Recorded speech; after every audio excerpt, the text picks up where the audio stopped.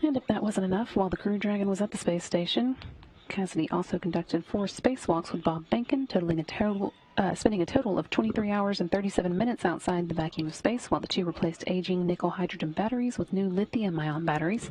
That brought Cassidy's spacewalking total to 54 hours and 51 minutes over 10 spacewalks that spanned his 3 missions. With that, he is tied for most spacewalks by a U.S. astronaut and 9th on the all-time list of time spent spacewalking. With his upcoming landing, Cassidy will have spent a total of 378 days in space over his 3 missions, putting him at 5th place on the list of most time spent in space by a U.S. astronaut. Anatoly Ivanishyn has also made 3 trips to space, but since all of his were during long duration, he has a total of 476 days in space, putting him at 25 on the all-time list for time spent in space. And since this was his first space flight, Ivan Wagner will land today with 196 days in space.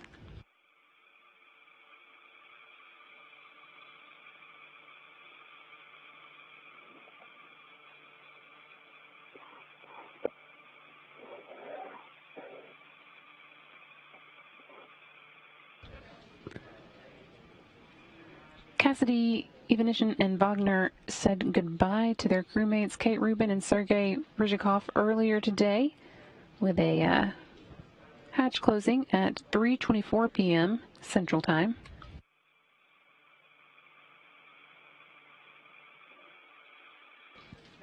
This is some recorded video of that hatch closing. You can see Cassidy there along with Ivanishyn.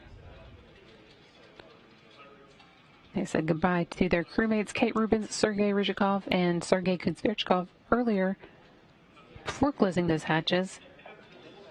And that was the last view that we'll get of them until we see them coming out of the Soyuz on the ground in Kazakhstan.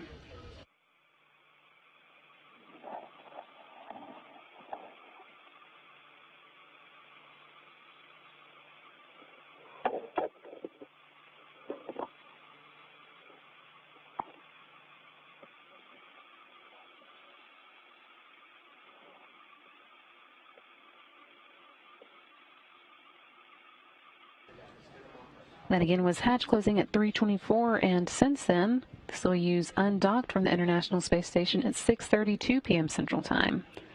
For doing that, they were able to get all the required leak checks and preparations done on time, and that set them on their way for today's 9:55 p.m. Central landing. They've since been moving into position about 20 miles away from the space station and are just about ready to go for the deorbit burn, which will take place at 9 p.m. Central, just 24 minutes from now.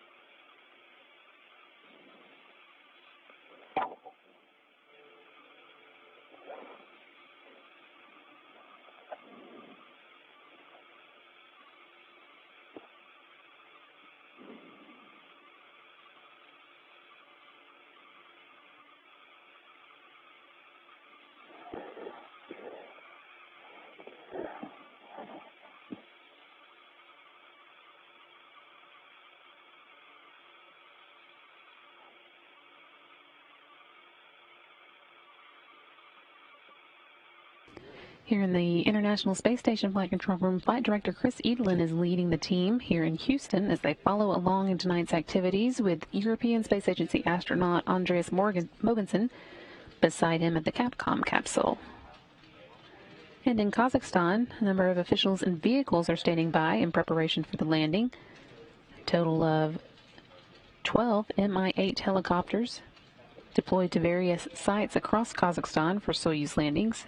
8 are at the expected landing site southeast of Zhezkazgan, Kazakhstan, and 2 more will be ready about 250 miles away in the area where touchdown would take place if a ballistic entry occurred. The final 2 helicopters will loiter midway between the 2. We are not, of course, expecting a ballistic entry, but we do always prepare for one just in case we need to respond to it. So that is part of the standard plan.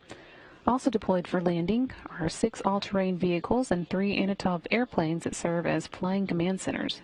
They'll have direct communication with the crew and will relay those communications back to Moscow.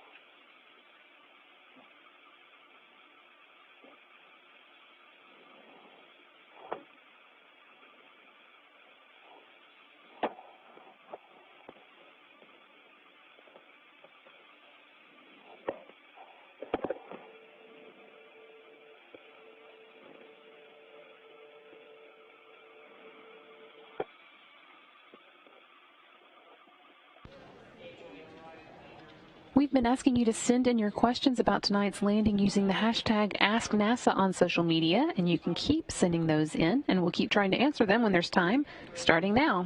From Isabella, we received the question, what's the current weather at the landing site? Weather-wise, things are looking reasonably nice at the landing site. Temperatures today should be around 45 degrees Fahrenheit and breezy, so it will be cool, but not nearly as cold as it can be at Soyuz landings. They'll also have a few clouds at 5,000 feet, scattered clouds at 20,000 feet, and winds out of the west at 14 knots. Visibility should be 6 miles or more at the landing site by the time Soyuz arrives. But the crew won't actually spend too much time outside regardless. As soon as the helicopters with the landing team arrive at the landing site, they'll begin setting up a medical tent where the crew can work through their regular post-landing checkouts before boarding helicopters to Zhezkazgan, where they'll board airplanes to take them home. Our next question is from Raul, who wants to know how long it will take for the astronauts to reach Earth. Well, from this exact moment, we have got about an hour and 13 minutes before tonight's 9:55 p.m. Central landing, but the point that determines when you land is actually the deorbit burn. That's when Soyuz fires its engines to slow down and drop back into the Earth's atmosphere, and at that point, there's no going back. But it's a pretty quick trip. Once they've completed the deorbit burn, they'll be on the ground in less than an hour.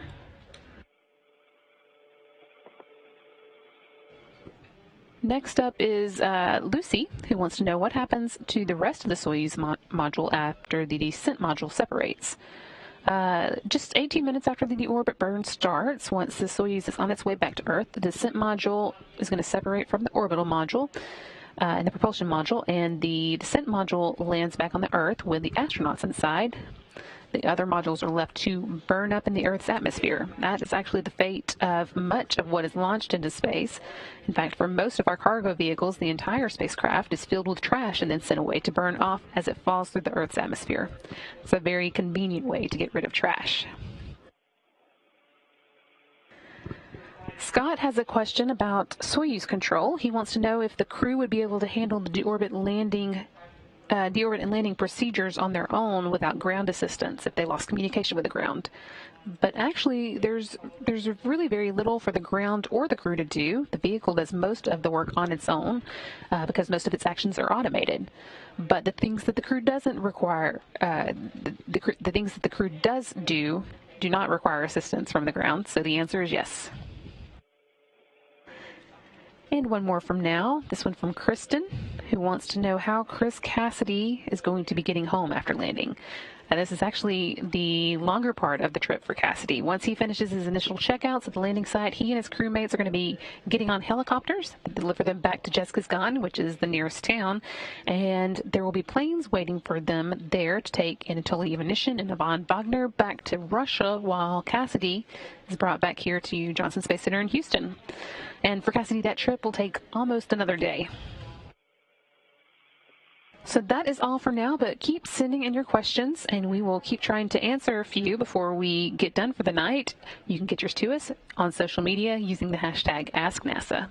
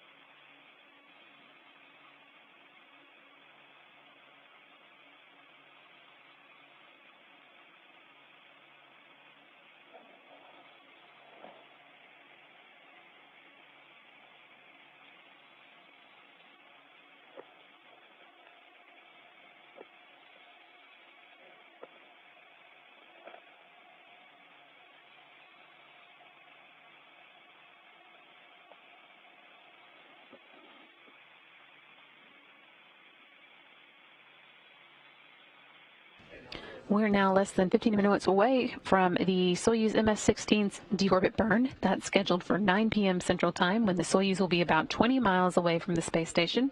That burn is going to last 5 minutes and 20 seconds, during which the thrusters firing will act as a brake on the Soyuz vehicle while it's still 260 miles above the Earth, slowing it down by 128 meters per second, or 268 miles per hour, and dropping it out of orbit. You can see a graphic of how that will work here. Basically flips around, turns and fires its thrusters into the direction that it was traveling to slow it down and drop it out of orbit.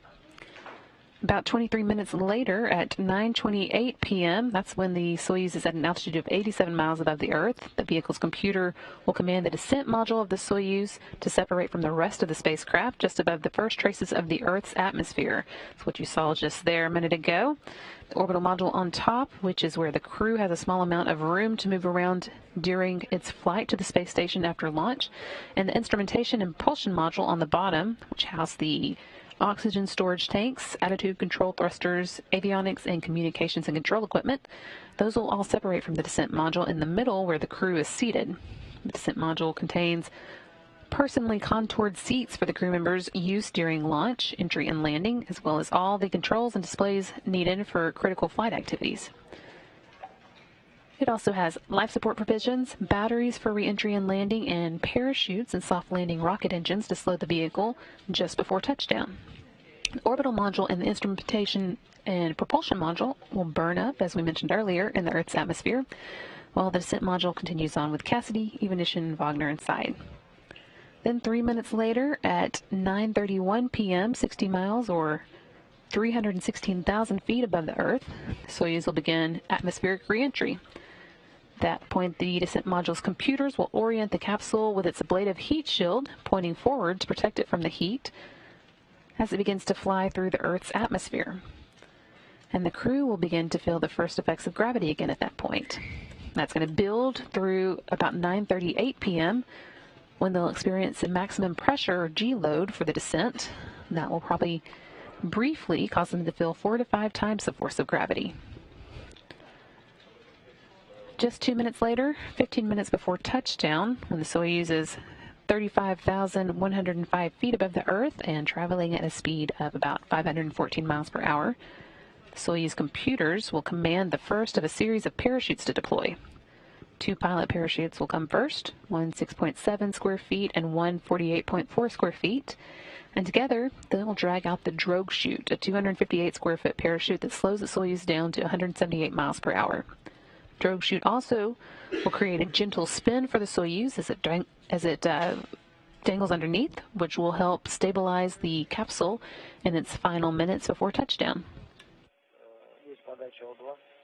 Just before touchdown, that drogue chute will be jettisoned to make way for the deployment of the 3,281-foot main parachute.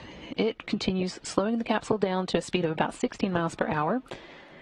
At first, the capsule hangs beneath it at a 30-degree angle to the horizon to help with aerodynamic stability, but after one of the 2 harnesses connecting the parachute to the capsule is severed, the Soyuz will right itself so that it's in a vertical position through touchdown.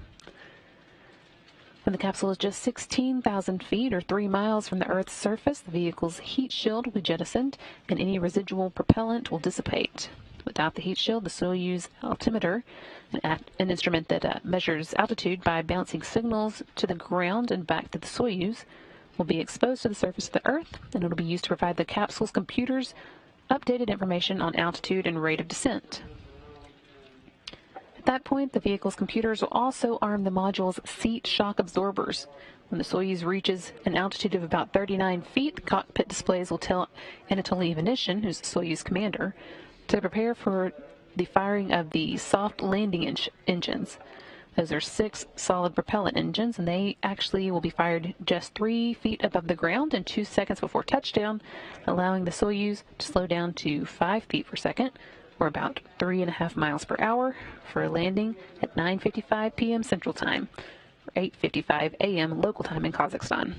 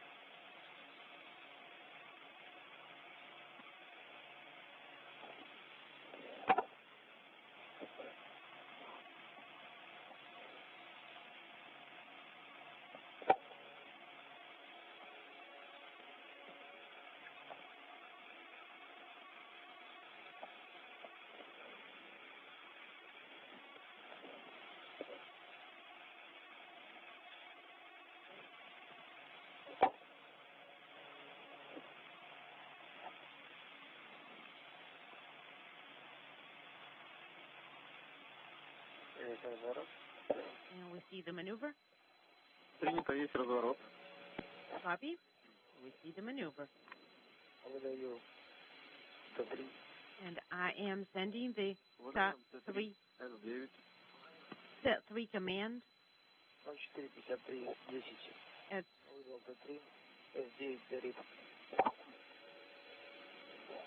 I sent the command at 045010 and S9 is illuminated. Will cooler dry fan off. Сейчас, секундочку. And can I send the next command a little bit earlier? G3 Да, можно выдать G3. would be program 3 long home control activation. I am sending the, you have a go to send the command. And we have COM session set up at 045352. We copy.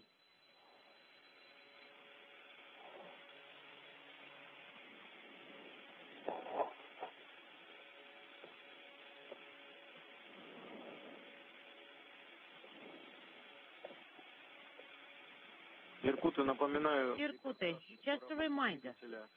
Ведем в формате отработанное время. Please report the delta V and then the time of thruster activation and how long it worked for.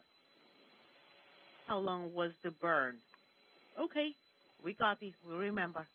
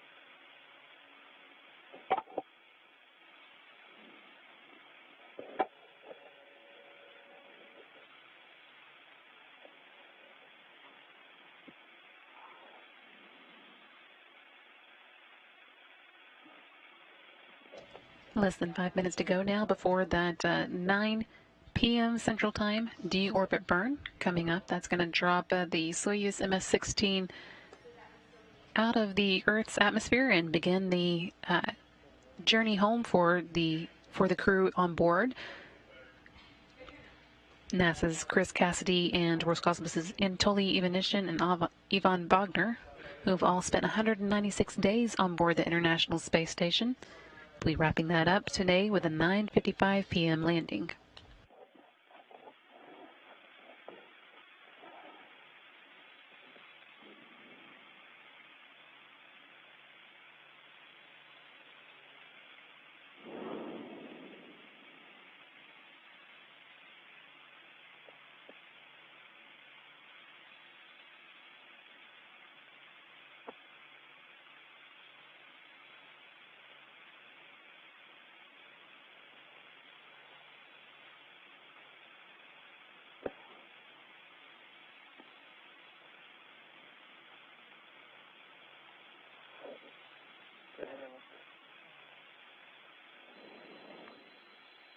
3 minuses.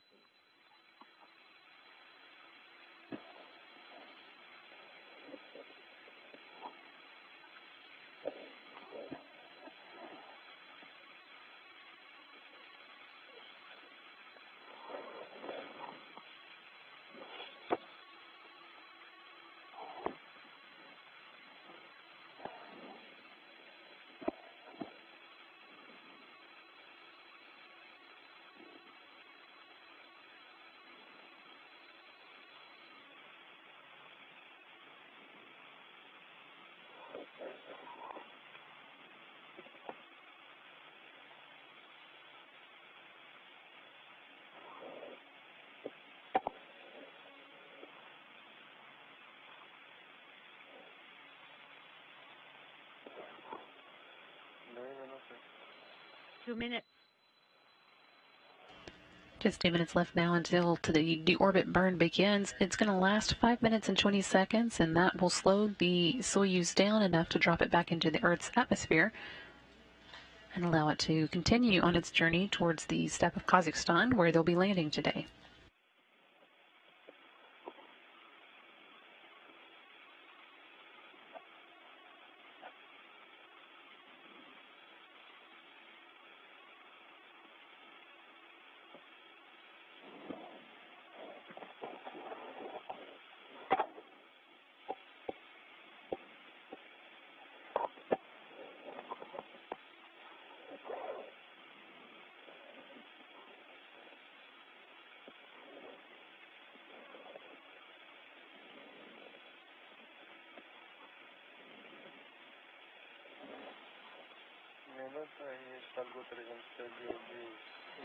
And 1 minute, we do confirm.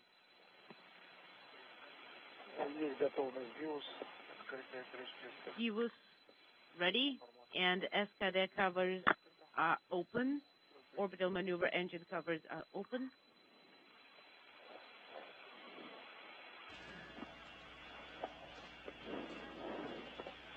Crew reporting all systems are ready for the deorbit burn to begin. That's less than 30 seconds away now. And again, that's going to last 5 minutes and 20 seconds.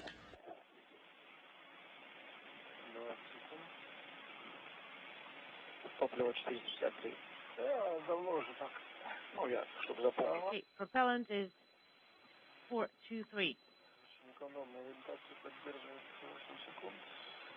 And we're not wasting any propellant here for all the 8 seconds.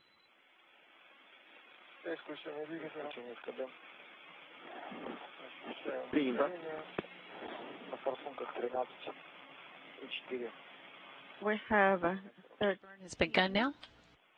on the nozzles, thruster nozzles.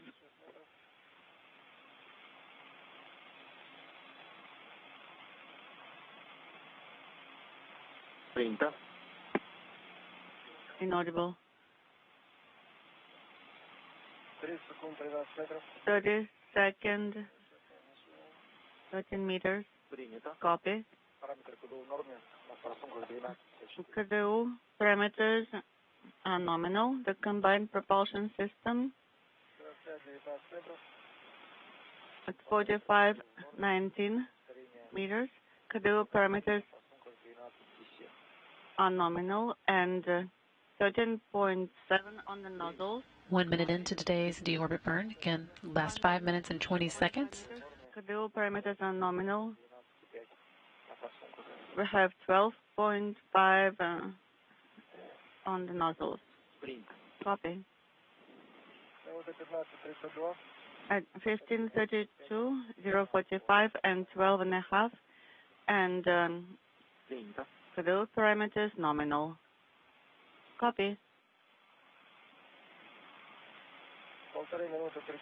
1 minute, 39.2, 0.45 for Delta V.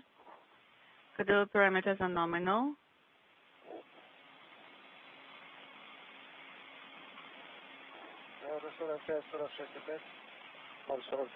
Zero 45 Delta V, 12.6 on the nozzles. KDU parameters are nominal. Copy. 2 minutes into the burn now. As you're hearing, everything continuing to look good. 2 minutes. 59 seconds. Schedule parameters are nominal. 045 for Delta V. Принято. And 12.6 on the nozzles. 59.6,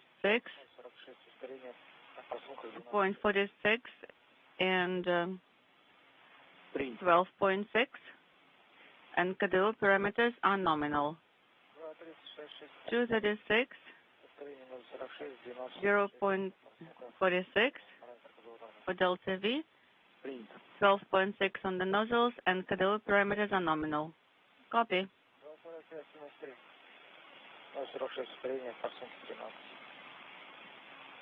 And next point 46, and for the Delta V, and 13 on the nozzles. Now, 3 minutes into the dual orbit burn, about a minute and Принято. 2 minutes and 20 seconds left. And 046 for Delta V. Schedule parameters are nominal.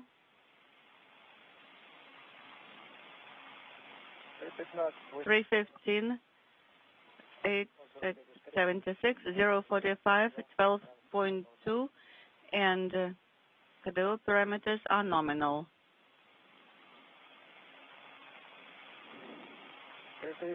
330, 94.1, 045, 12.8, and schedule parameters are nominal.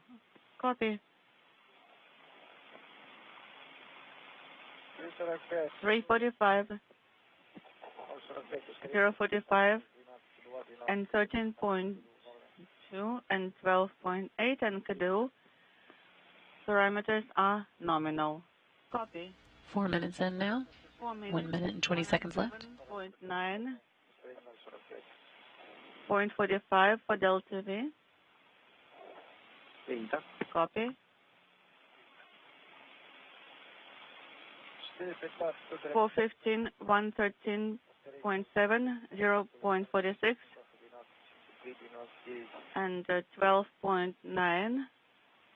Принято. The parameters are nominal. Copy. 430, 120.8,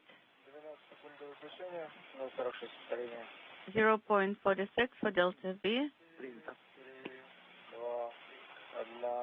4210. We are done with the burn. The burn is complete. And there you go. Complete deorbit burn now. That was about 5 minutes and 20 seconds long, and that is intended to drop the Soyuz, slow it down and drop it back into the Earth's atmosphere so that it can begin its journey home to the steppe of Kazakhstan today. Crew's now on their way for a 9:55 p.m. Central Time landing.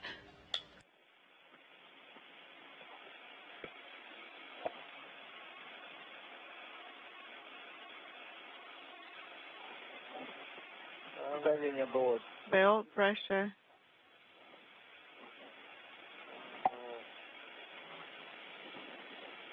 With the deorbit burn complete, the next milestone that we'll be watching for is the separation of the Soyuz descent modules from the other parts of the spacecraft.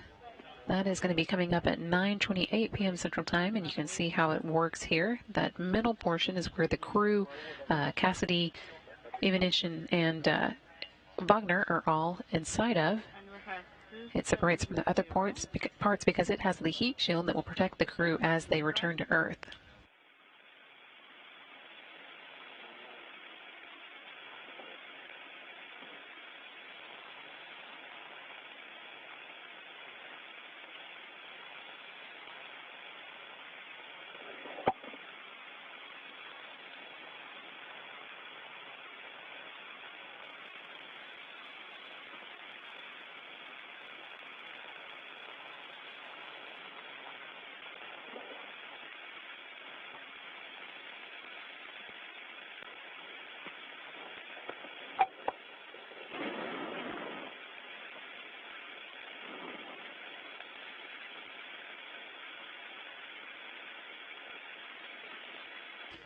Since we've got a little bit of time before the separation of the descent module occurs, we can take a few minutes out for some more questions being sent in by users on social media. If you have a question of your own, you can send it in using the hashtag AskNASA, and we will try and answer a few more before the night's over. Right now, our first question is coming from Rebecca, asking how long it's going to take for the astronauts coming back today to physically reacclimate to life on Earth after their 196 days in space. That is a good question. You will hear from the astronauts that gravity is not a lot of fun to get reused to. Once you get to space, you get used to zero gravity pretty quickly, but getting used to gravity again can take a little bit of adjustment.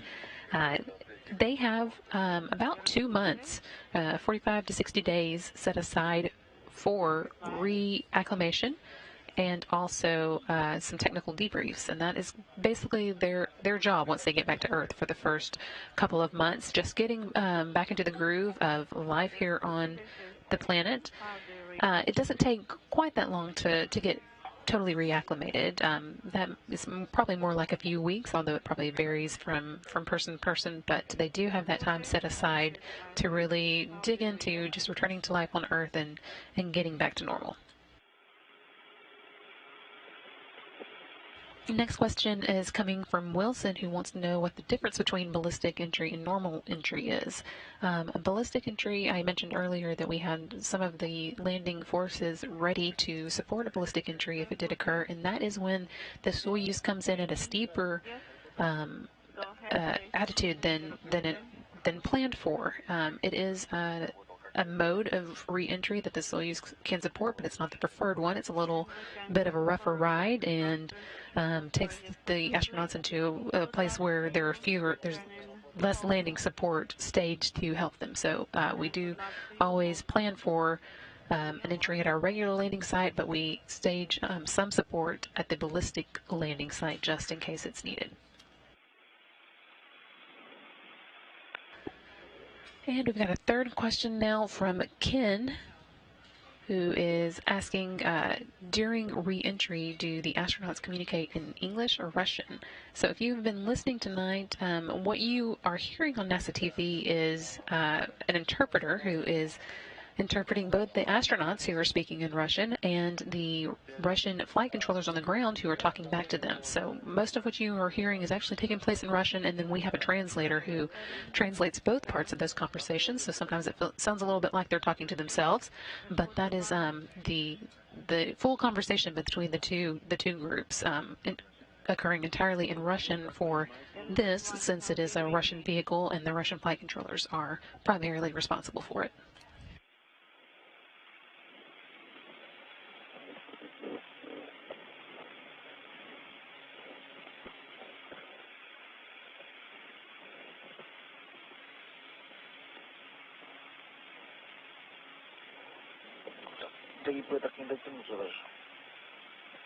I cannot even reach like this. Иркуты, как нас слышно? Irkuti, how do you read us? We have interference. We can hardly copy you. Принято. Copy.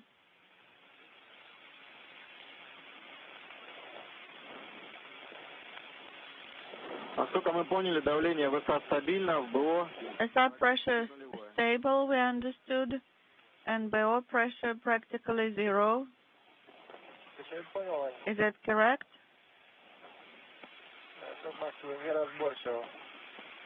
We did not copy. You're coming in garbled.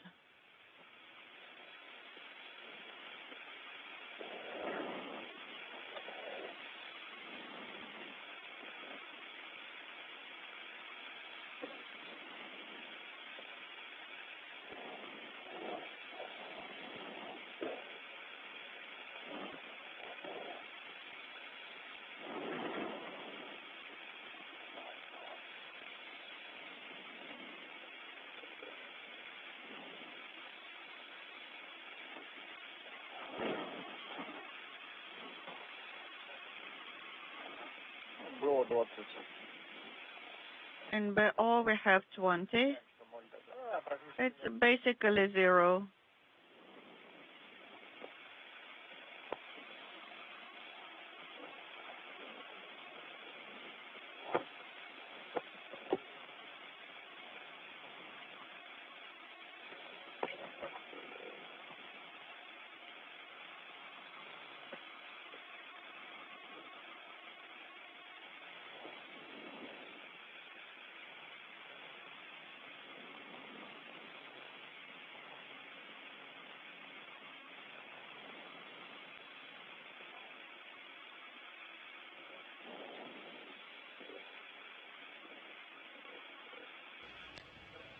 About 15 minutes now until we do hit that point, 9:28 p.m. when the Soyuz descent module separates from the other parts of the Soyuz.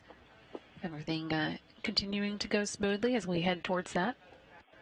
And we're just 40 minutes away now from landing. Once we get to that point, things will start happening pretty quickly with the atmospheric re-entry beginning at 9:31 and then the max G-load for the astronauts following that at 9:38.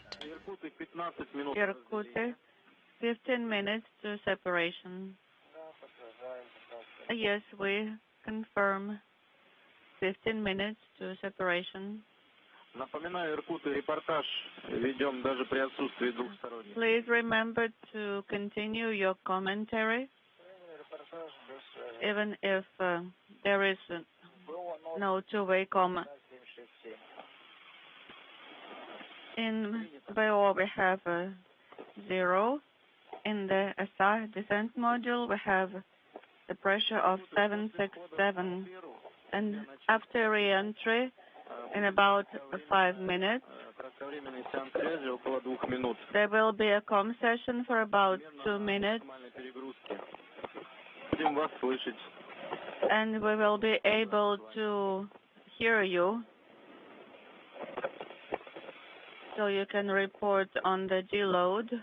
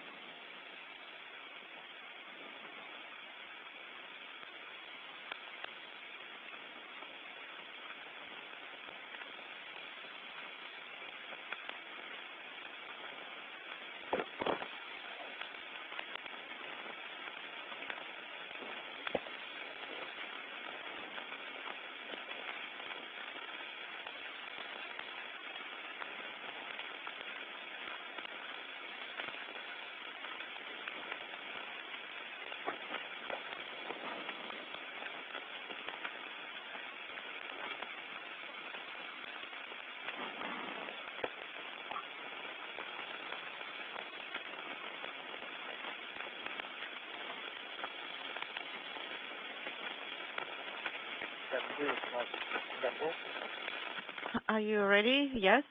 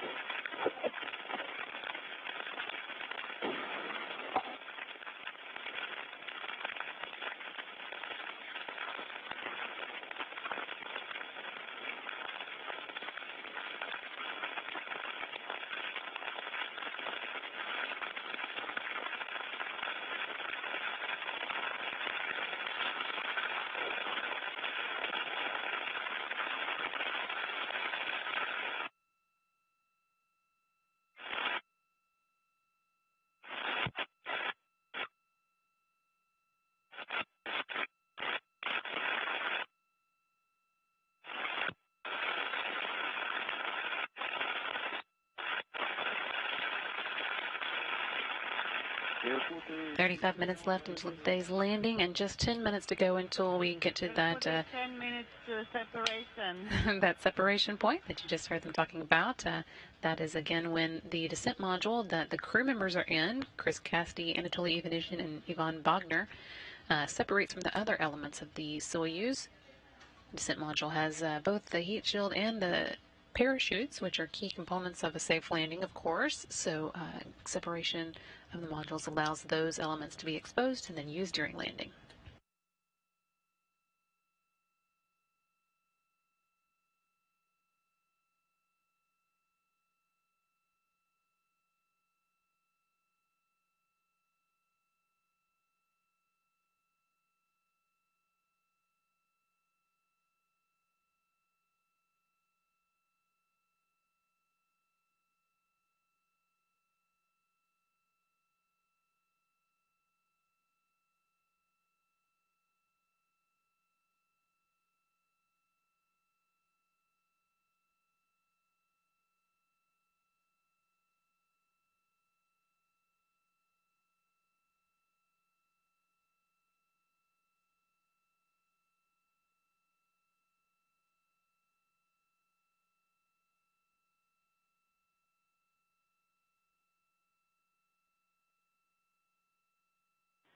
Сейчас.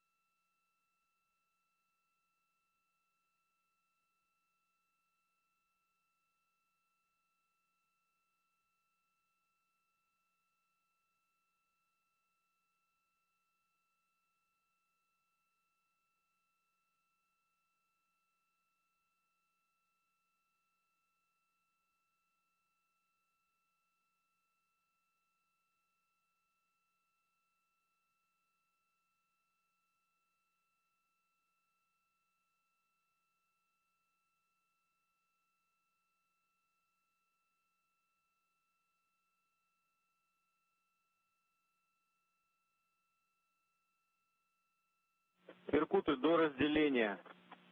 Irkute. 6 minutes, 6,5. 6.5 minutes to separation. Закройте гермошлемы, включите. Please close your visors. Activate the rescue automated system Также напоминаю о том, что надо отжать and release тангенты, отключить your передачу. PTTs, deactivate your transmitters, Тангенты без фиксатора. and then you have to talk to us by pushing the PTT button without securing it.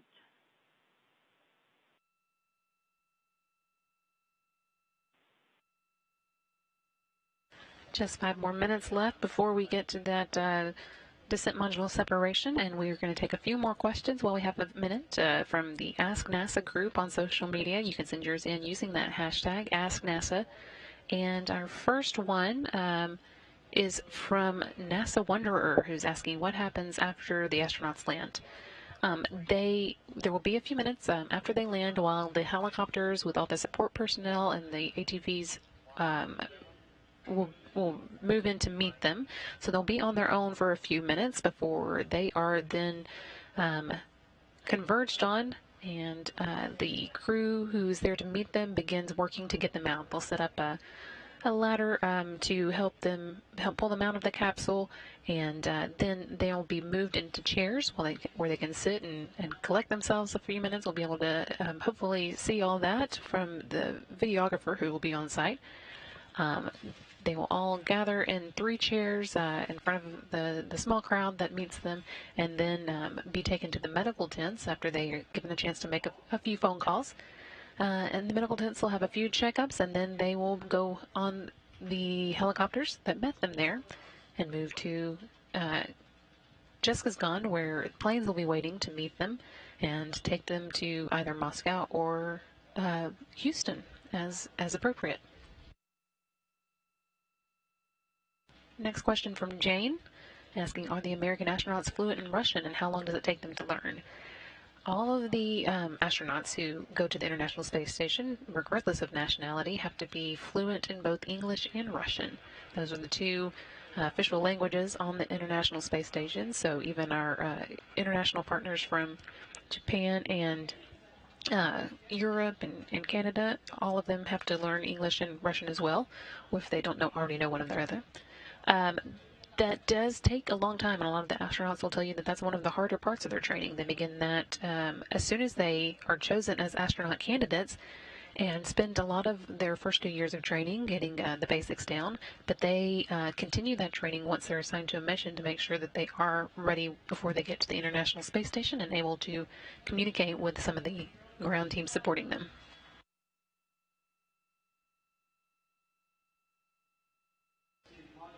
And finally, this one from Elizabeth, asking whether or not how many times the Soyuz capsules are reused. And the Soyuz is only used the one time. We do have some spacecraft that are reusable. Of course, the space shuttles were reused over and over, and now the SpaceX Crew Dragons are also going to be reused now that we are beginning to use them.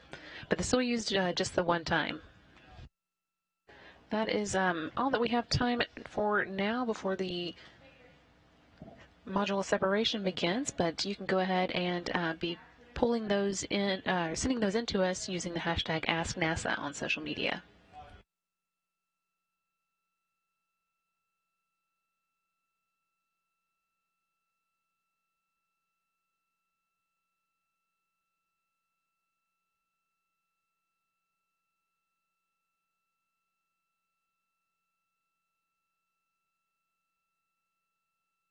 Иркуты, прошла метка разделения 214. Принято. Есть программа разделения. Irkut separation program. Copy.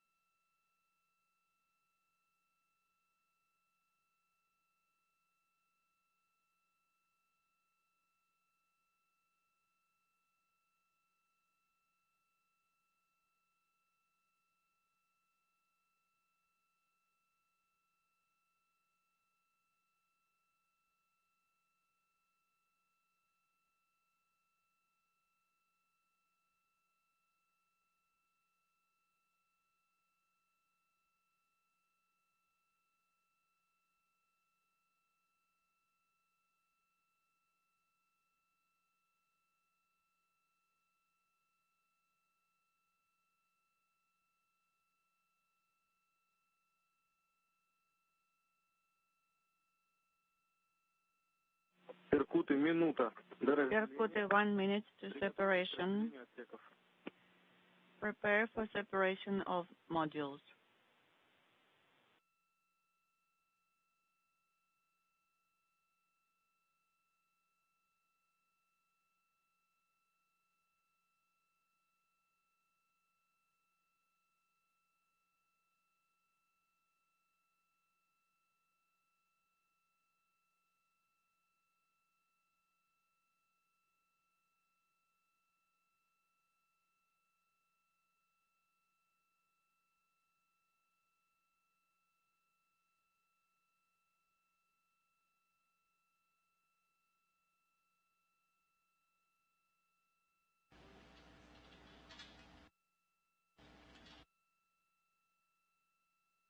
this point, the Soyuz descent module is separating from the orbital module and the instrumentation and propulsion module, while the vehicle is about 87 miles above the Earth. Orbital module and instrumentation and propulsion modules are going to burn up in the Earth's atmosphere, while the descent module with the crew inside goes on towards that landing site in Kazakhstan. And confirmation here on the ground that we did get module separation. We see separation on our telemetry, and 2.5 minutes till atmospheric reentry. That next milestone coming up at 9:31 p.m. Central Time. By that point, the Soyuz will be 62 miles above the Earth, and that's when atmospheric entry begins. The crew will begin to feel the first effects of gravity since they left Earth 196 days ago.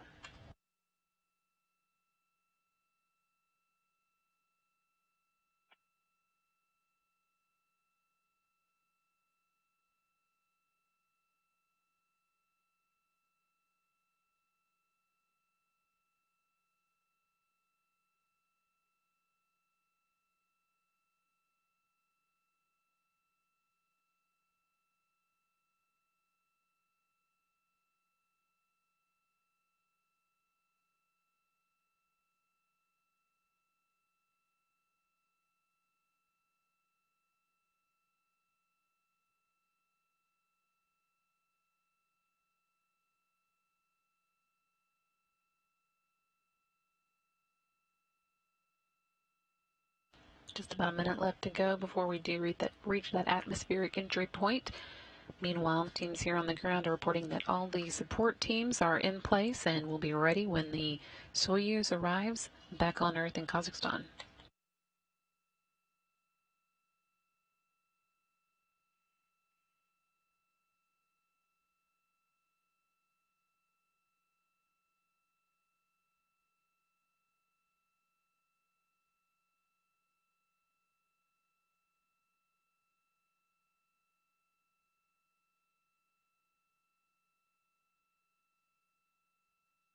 Иркуты, 30 секунд до входа в атмосферу. Irkutsk, 30 seconds till atmospheric reentry.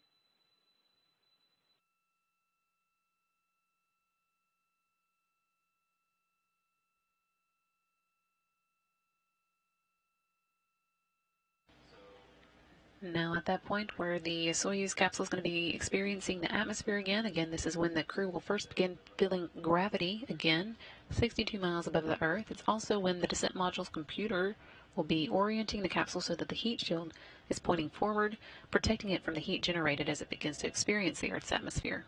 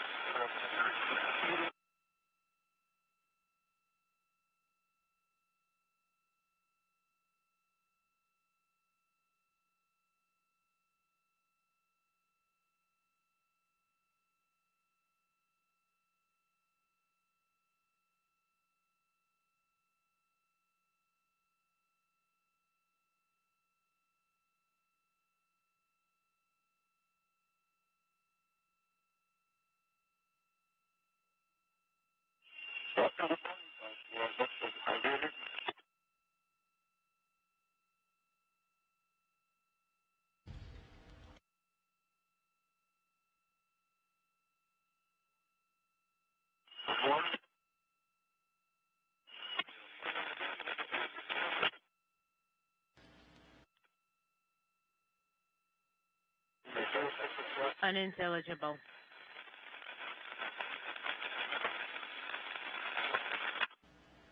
At this point, the Soyuz is beginning to enter the plasma as it makes its way through the Earth's atmosphere. That does cause the communications with the ground to get a bit broken at some points.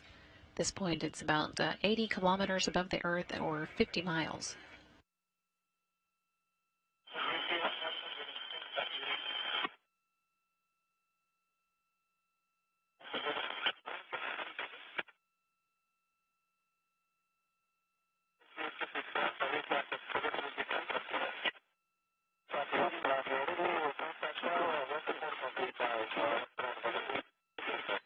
Unintelligible.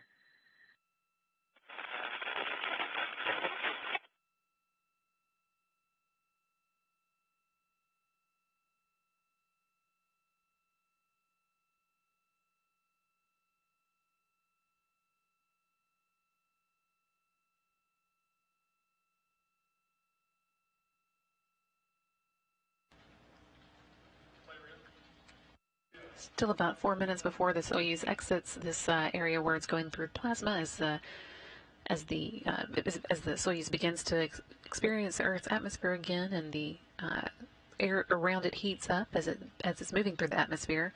That will end at about 9:38 p.m. Central Time. That's also when the crew will begin experiencing the heaviest G loads as they make their way back to Earth.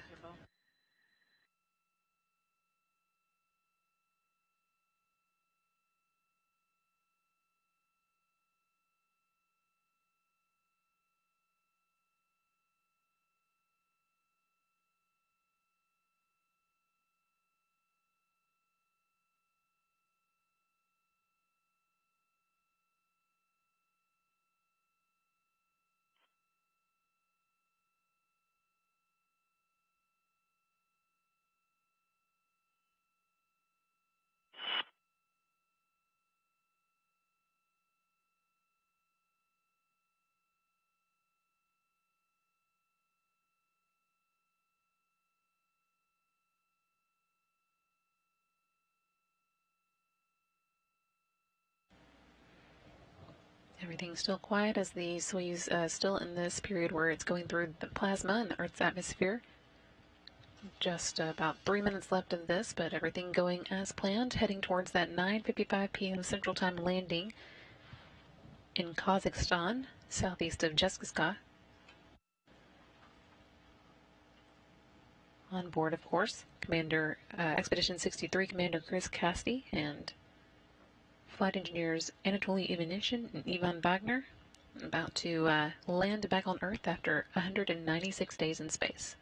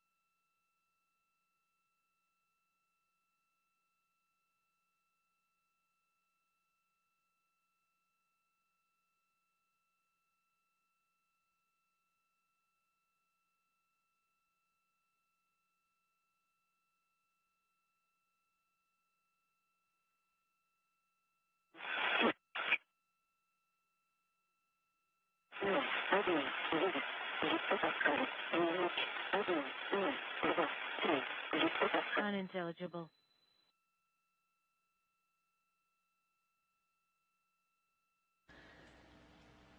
Little less than a minute before the Soyuz exits the plasma and the crew experiences the heaviest G loads that they will get on their trip back.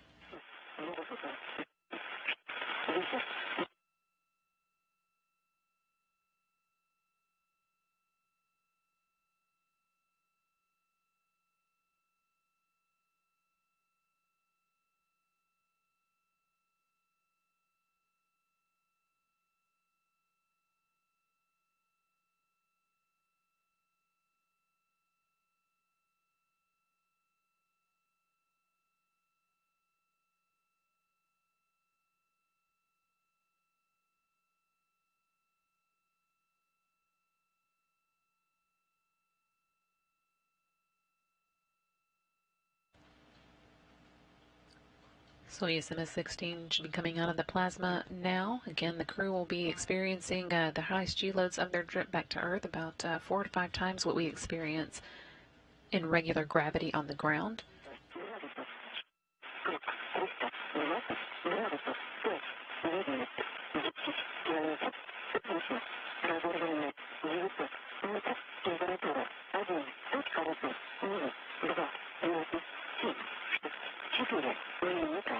Unintelligible.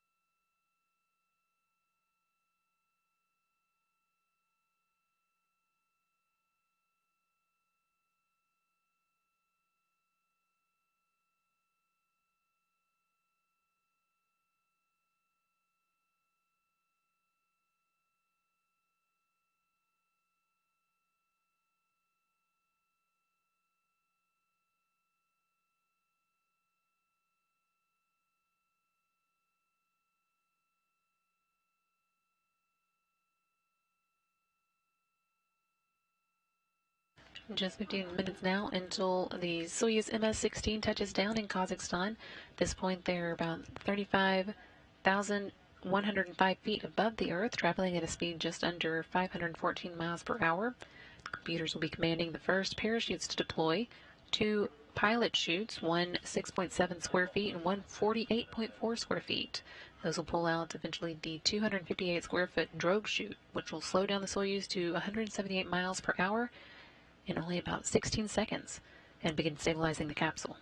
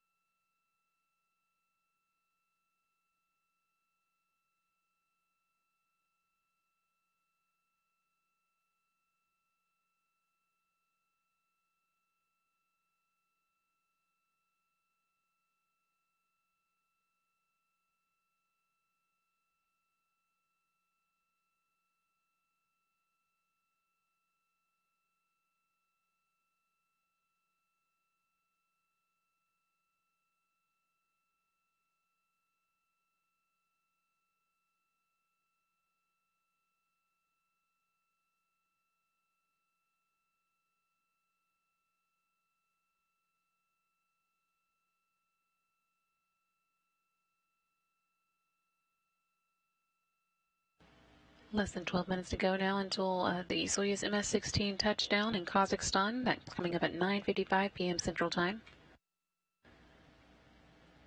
As the Soyuz makes its way back towards Earth, the drogue parachutes will jettison and make way for the 3,281-foot main parachute, which slows the Soyuz down to about 15.6 miles per hour.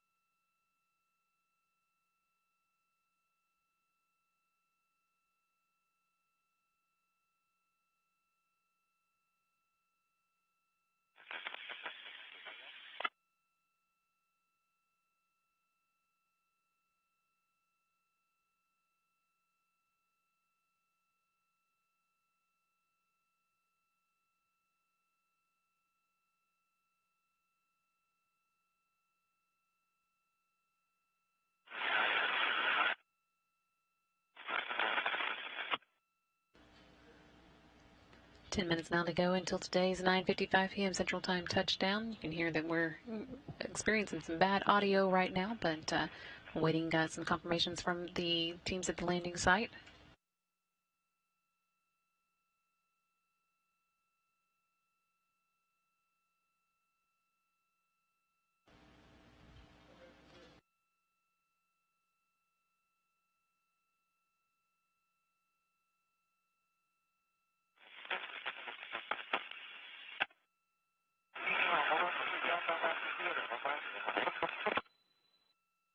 Atmosphere.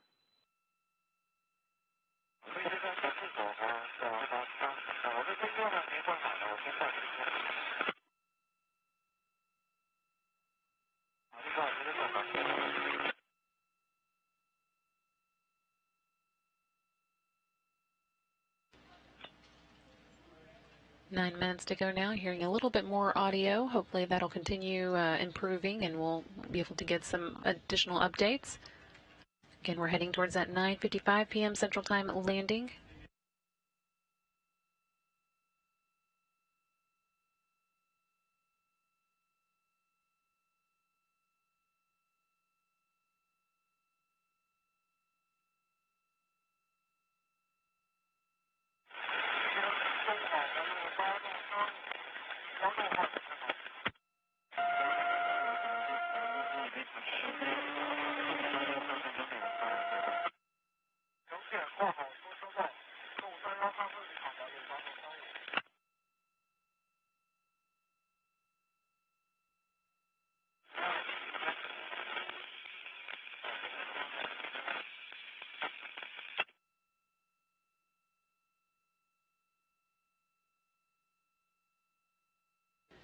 Dean's here on the ground hearing from the forces, the landing team that is gathering at the landing site, that one of them does now have the crew in sight and everything is looking nominal. Just 7.5 minutes away from today's landing time. Again, getting reports from the team who is at the landing site that all is looking well.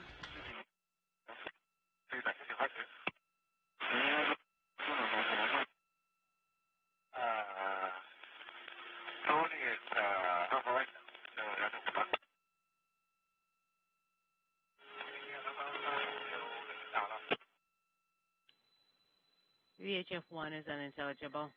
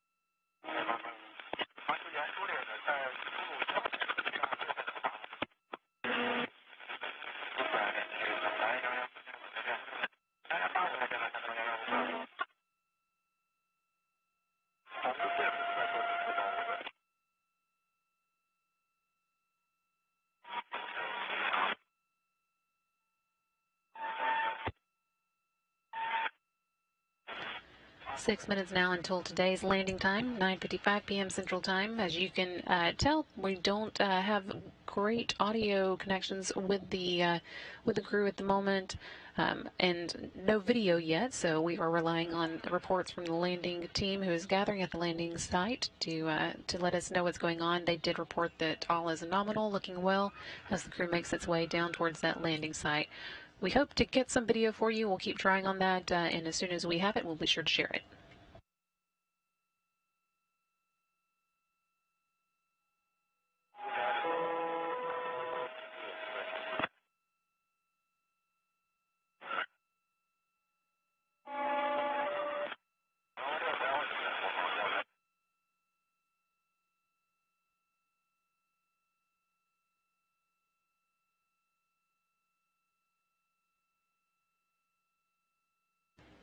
In addition to reports from the team who is gathering at the landing site that everything is going well and nominally, they are also reporting that they have good communication back and forth with the crew, despite the fact that we can't hear it at the moment. So we'll continue giving you these updates as we get them, and hopefully we'll be able to see it for ourselves before too long.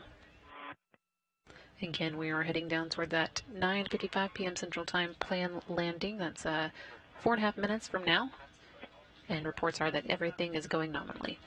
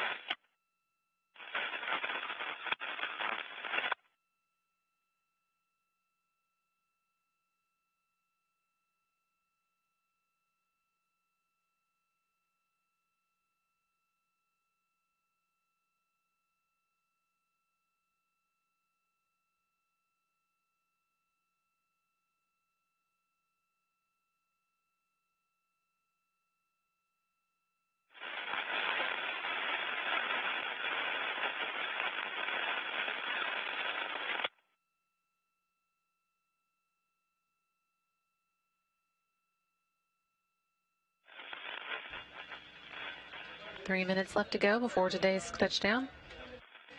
Again, although we don't have good communication with the crew here, we do have reports that the team on the ground has good communication with them and that everything looks nominal at this point. Still continuing on towards that landing at 9:55 p.m.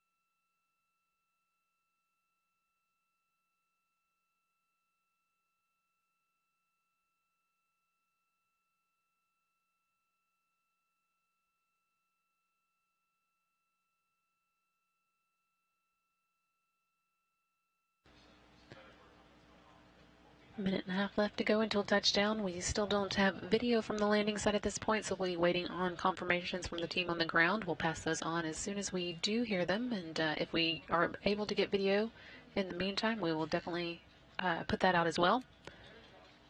Just a little over a minute to go now.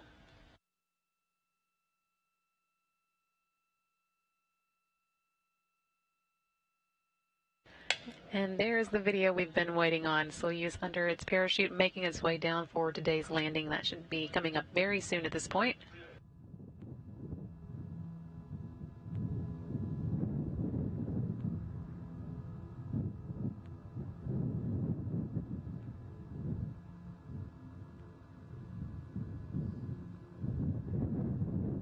Just before landing, ignition will get a notice from the computers to prepare to fire 6 solid propellant engines called the soft landing engines and slow the Soyuz down to 5 feet per second, or about 3.5 miles per hour.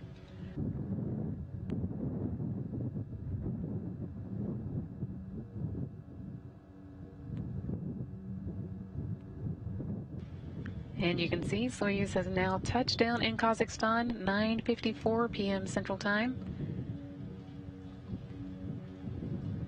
After 196 days in space, 3,136 orbits, and 83 million miles, Chris Cassidy, Anatoly Ivanishin, and Ivan Bogner are home.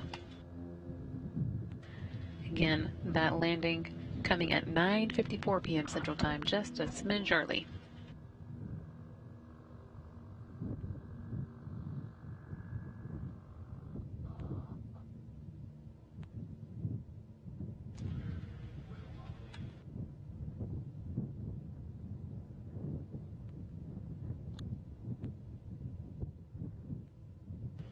Crew now safely on the ground. 9:54 p.m. Central Time was the landing point. That wraps up Chris Cassidy's third trip to space and his second long-duration mission. He spent 15 days in space during STS-127 in July of 2009 and another 166 days during Expedition 25 in 2013.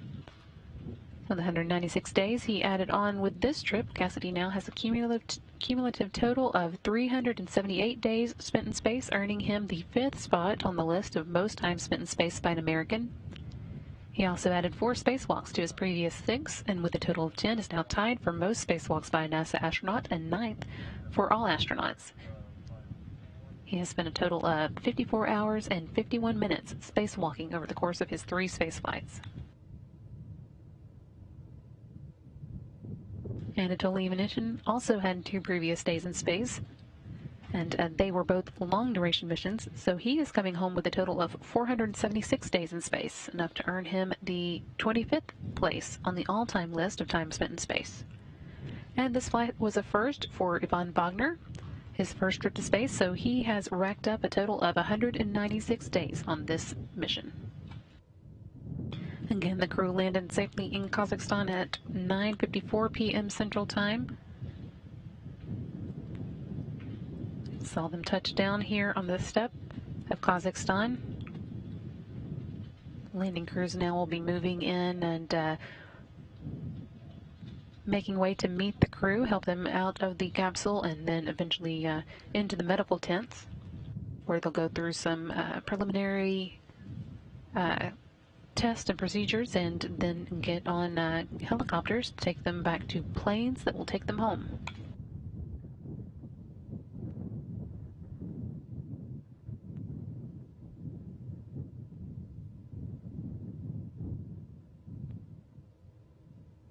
You can see some of the helicopters beginning to make their way to the landing site now. Total of 8 Mi-8 helicopters with television equipment and that inflatable medical tent, as well as a number of NASA representatives on their way.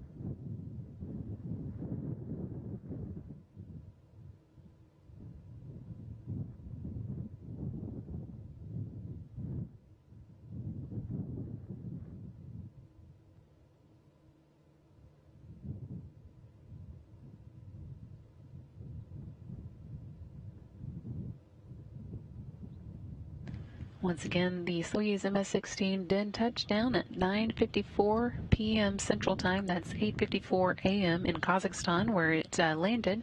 You can see the recovery team making its way to the landing spot. They'll begin landing and moving in to meet the crew, help them out of the capsule in the next few minutes. Once they do, hopefully we'll be able to get some video from the landing site.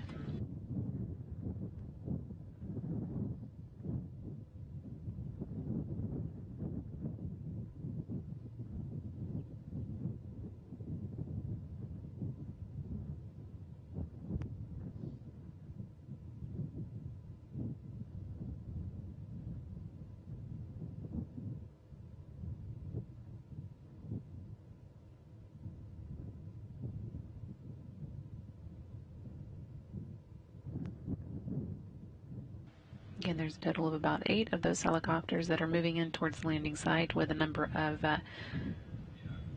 NASA and Roscosmos representatives on board to help with various aspects of the landing procedures. Once they do arrive, a portable medical tent will be set up near the capsule where the crew will be able to change out of their launch and entry suits. And then Russian technicians will open the Soyuz hatch and help the crew members out. Since they've been living in zero gravity for the past 196 days, they'll be feeling the effects of being back on the Earth's surface. And so they'll be seated in special reclining chairs near the capsule for some medical tests. As soon as those have wrapped up and the crew is ready to go, they'll be helped into helicopters for a flight back to a staging site in Zhezkazgan before boarding their planes and coming home to Houston or Moscow as appropriate.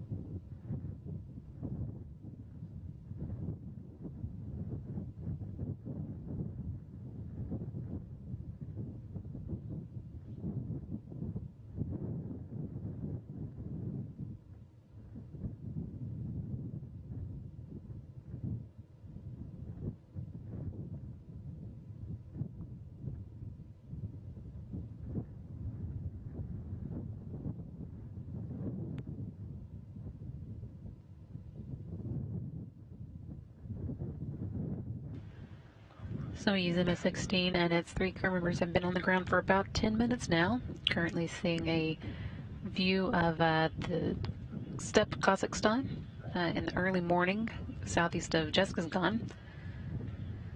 Can't really make it out here, but just beyond what we can see, the Soyuz did touch down at 9:54 p.m. Central Time. That's 8:54 in the morning local time. And the Soyuz, the landing team has been steadily moving in. We saw many of the helicopters land, and so they should be setting up around the Soyuz, getting ready to help the crew members out. And hopefully among them, a videographer that will be able to send us some video back of the crew as they get out of the Soyuz. As soon as we are able to get that, we'll get you that view as well. There are a few fewer people than normal out at the landing site today, with the various quarantine-related restrictions due to COVID, that does cut down on the number of people we send out. Among the people who are there, we have the Deputy Chief Astronaut Reed Wiseman and Flight Surgeon Joe Schmidt. Some of the people who are normally there who are not include the NASA photographer Bill Ingalls and NASA Public Affairs spokesperson Rob Navius. They weren't able to make it out to the landing site, although Navius is in Kazakhstan and may be able to give us a little bit of an update later. He won't be on site with the crew at this point. He will be waiting for them, and Jessica's gone. But hopefully we will still be able to get some video as the team gets set up there at the landing site. Again, they touched down at 9:54 p.m. Central Time. Commander Chris Cassidy of Expedition 63 and flight engineers Anatoly Ivanishin and Ivan Bogner.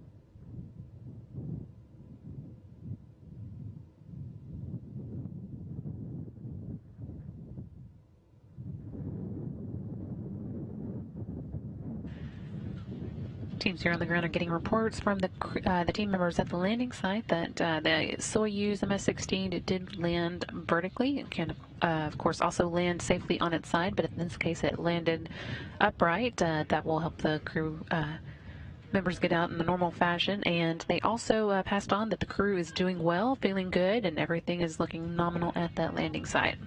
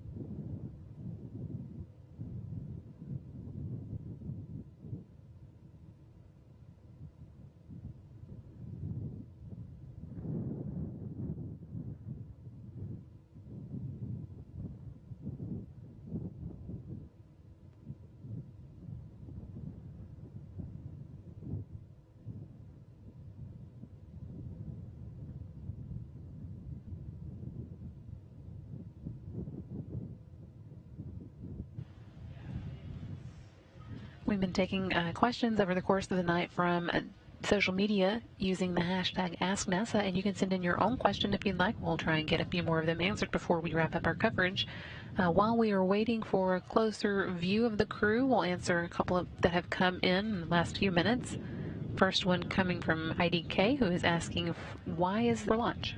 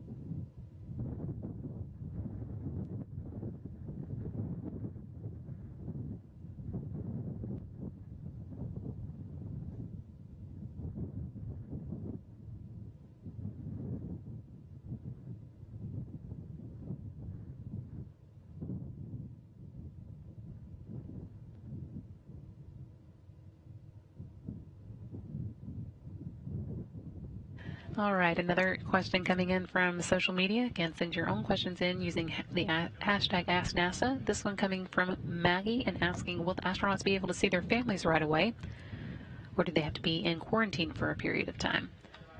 The astronauts, they'll all be returning to their home bases, basically. For Chris Cassidy, that is NASA, and he will be able to see at least some of his family members who have been in quarantine themselves so that they can have access to him right away.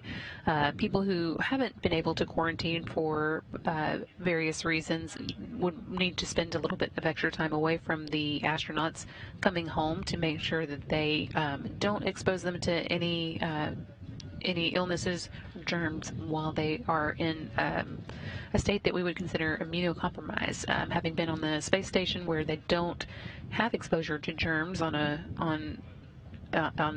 regular basis like we do here on the ground, we want to be sure that once they are back on Earth and start to experience that again, that they are eased back into that situation carefully. Again, you can send in your own questions for us using the hashtag AskNASA. Hopefully we'll get a chance to answer a few more before the night's over. And it's now been about 20 minutes since the Soyuz MS-17 touched down in Kazakhstan. Although we can't quite see them in this view, we can see the area that they landed in, and hopefully we'll get a closer view before too long. We have gotten reports from the teams that met them there on the ground that the capsule landed upright and that the crew on board is feeling good and doing well.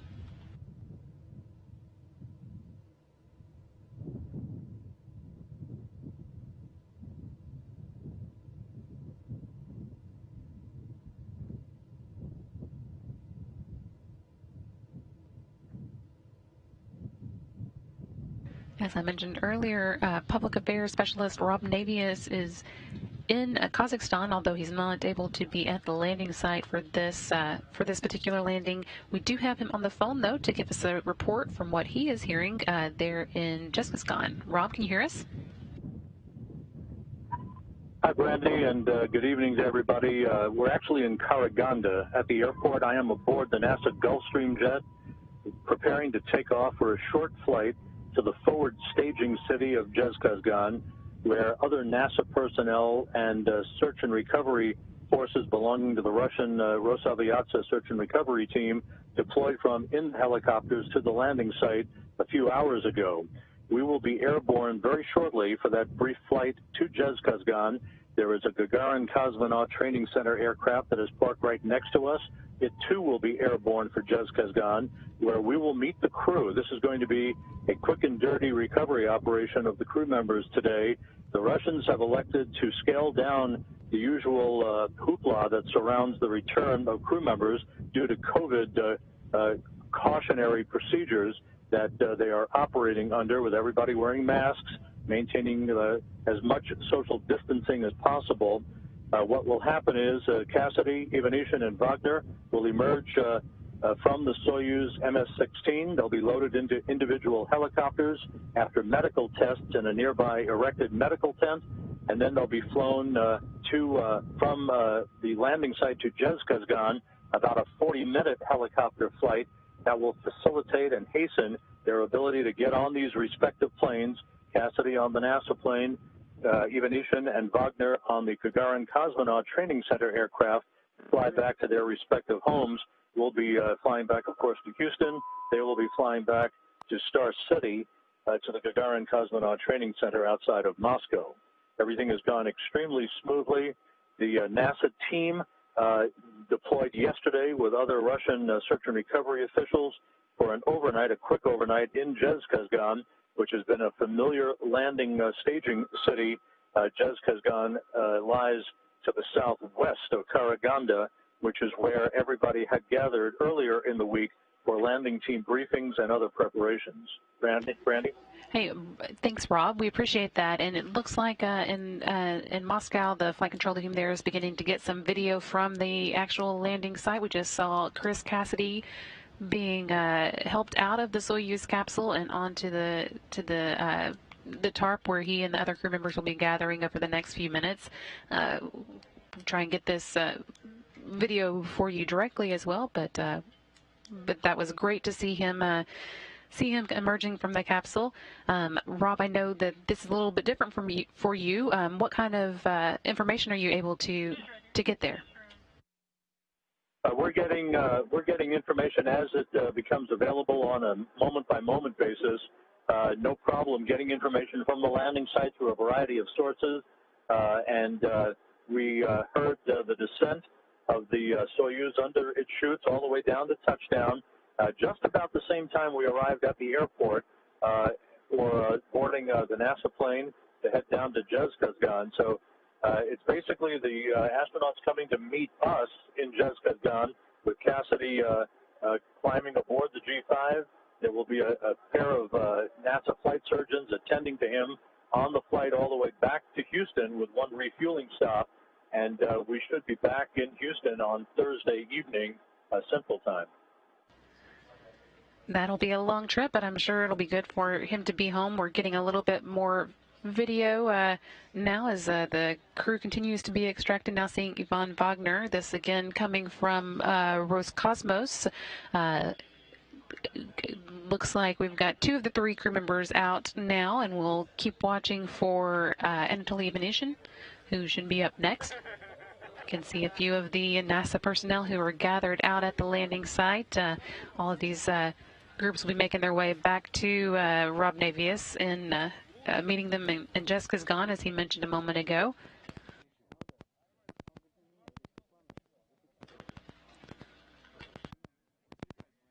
And there is an Anatoly Ivanishin as well out of the capsule. All the crew members looking good. As you can see, as Rob mentioned, all the people who are meeting them there wearing masks to help protect them, an additional layer of protection, and beyond the quarantine that these members of the landing team would have gone through as well.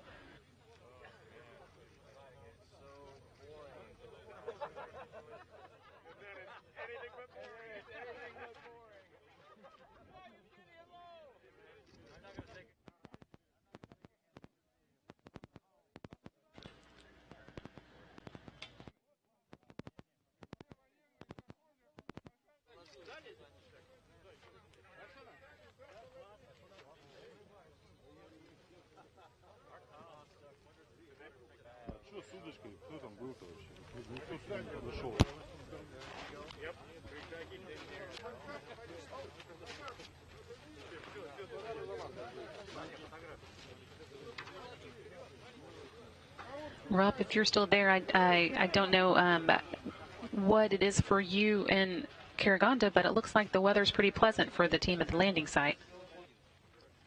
Yeah, the landing time temperature, Brandy, was about 45 degrees Fahrenheit. A cold front moved through this region late yesterday and overnight and passed just to the east of the landing zone just in time for touchdown. It is cloudy here in Karaganda, but in Zhezkazgan, where we're headed here a short time from now, the sun should be out. The landing occurring 1 hour and 3 minutes after sunrise. And as we speak, the pilots, the NASA pilots out of Bellington Field nearby the Johnson Space Center, are revving up the engines to this NASA Gulfstream jet, and we'll be taking off a short time from now. It's looking like the crew members might be moving into the medical tent before too long as well. We just saw the landing team there pausing for a group photo. Again, everybody looking really good for having just spent 196 days in space. Though we didn't get video of the landing itself, we did get reports, and you can just make it out there in the background behind the crowd. The Soyuz did land upright, and we're able to get confirmation from the teams who met them that the crew was feeling well. Now we're able to see that for ourselves. Everybody looking like they are feeling good and should be able to move on to the medical tent before too long.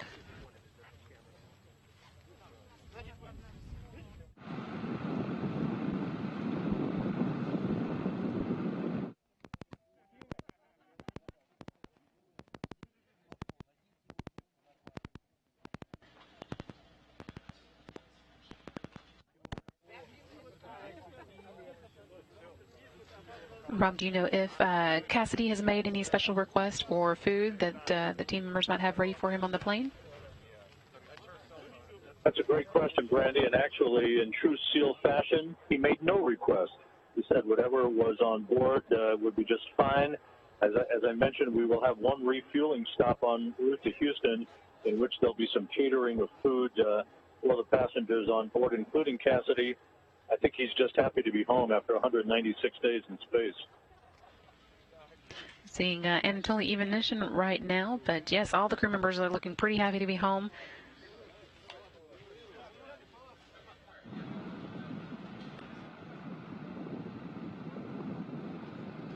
Team members still unloading some of the limited cargo that the Soyuz is able to carry as well.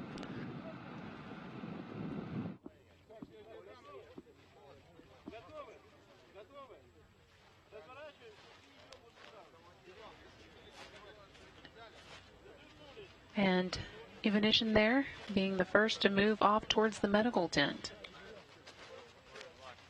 This again is a tent that is brought with the team that meets the Soyuz at the landing site so that they can get into a protected area to change out of their so-called spacesuits and go through a few preliminary tests before they then will get on the helicopters for that 40-minute ride that Rob mentioned back to Jessica's Gone, where they'll be met by planes to take them back to their various homes.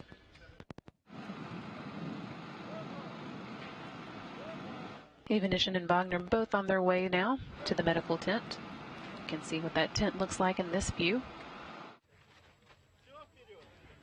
Chris Cassidy, it looks like making a phone call back to home and now on his way to the tent as well. Crew members are carried in the chairs just to be extra safe and prevent any possibility of a trip as they are experiencing gravity again for the first time in 196 days.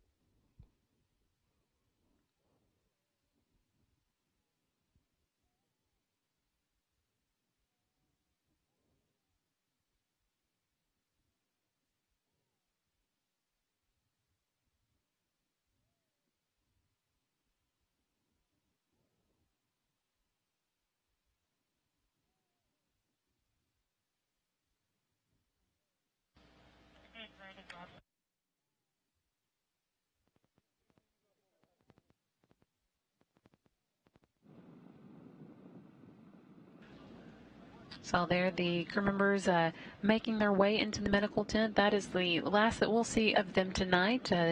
Once again, today's landing wraps up a 196-day stay in space for the members of the Expedition 63 crew. With that 196 days added to his total, Chris Cassidy has now spent 378 days in space over the course of 3 missions. That puts him at number 5 on the list of time spent in space for U.S. astronauts.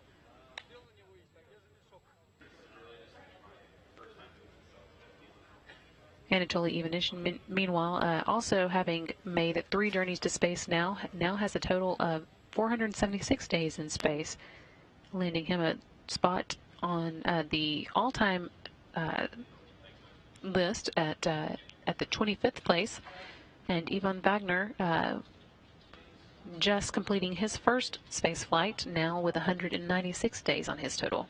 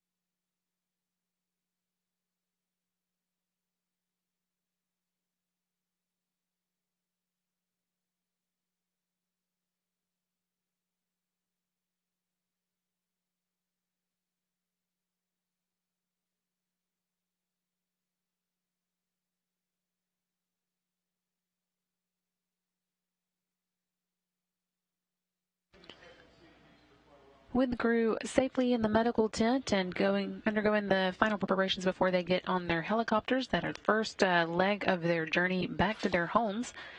We are ready to wrap up our coverage for the night. We have the crew again safely landing in Kazakhstan at 9:54 p.m. Central Time today. That's 8:54 a.m. in Kazakhstan. And now they will begin making their way back to Moscow and, in the case of Chris Cassidy, Houston. It's been a momentous night of coverage with the hatch closure and undocking, deorbit, and landing. So we will be recapping all of that for you in a video file that will be airing at 1 a.m. Central Time here on NASA TV. So if you haven't gotten enough yet, you can take a look at that a little later tonight. And with that, we are going to wrap up our coverage of the Expedition 63 landing in Kazakhstan. Again, Chris Cassidy, Anatoly Ivanishin, and Ivan Wagner now safely home after 196 days in space. Thanks so much for joining us. This is Mission Control Houston.